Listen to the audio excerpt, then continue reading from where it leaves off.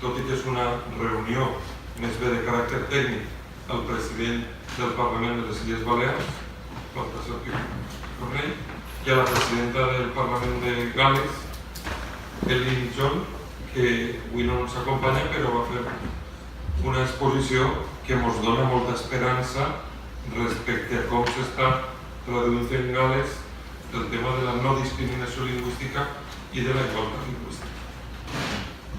Un mandat que es va fer el president del Comitè de les Regions, Carles Lambert, per a que desenvoluparen les idees d'un dels elements neuràlgics de la Unió Europea, que és un valor positiu, la diversitat cultural i lingüística.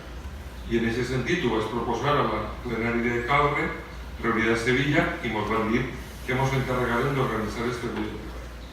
El grup de treball ha de partir d'idees fortes, que parteixen de la realitat i de la diversitat que tenim per a poder traduir un document que siga aprovat per l'assemblea, el plenari de Calre, que tindrà lloc a les i d'anar un món plurilingüístic.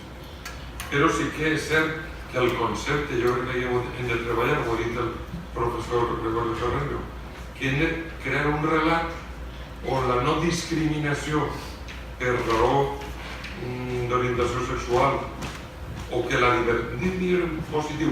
diversitat ecològica és un factor que ja és un relat que accepta tot el món, la diversitat de l'orientació sexual no pot ser un element de discriminació, que la diversitat d'espècies agràries, i València és la capital de l'alimentació mundial, és a dir, que n'hi hagi molta diversitat, que no n'hi hagi només unes poques varietats ecològiques, sinó que n'hi hagi molta diversitat, és necessari i és positiu.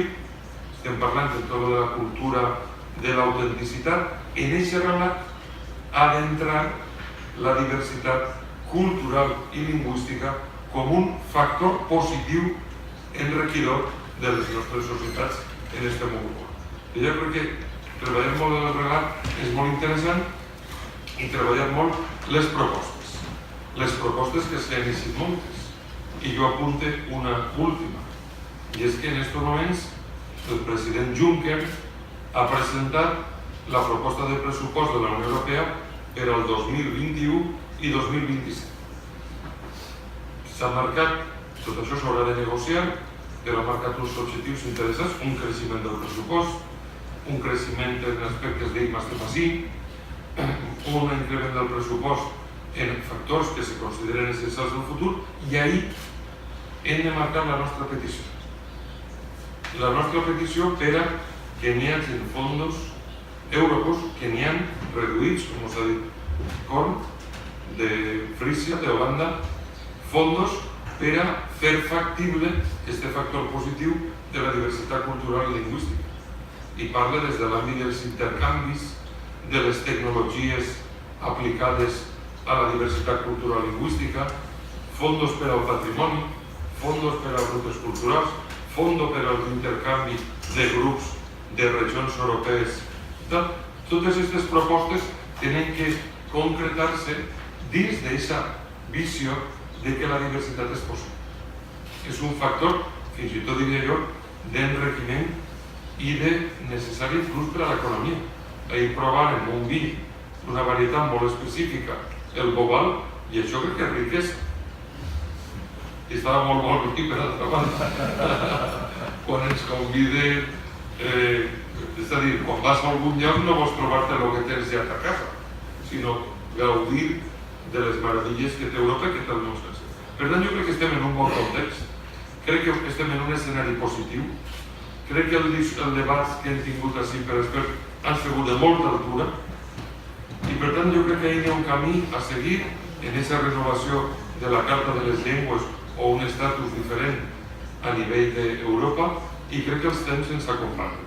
Per tant, jo agrair-los de veritat aquesta oportunitat, agrair que la mesa de les corporacions i les institucions estem treballant per buscar aquestes llums llargues de cara al nostre futur col·lectiu.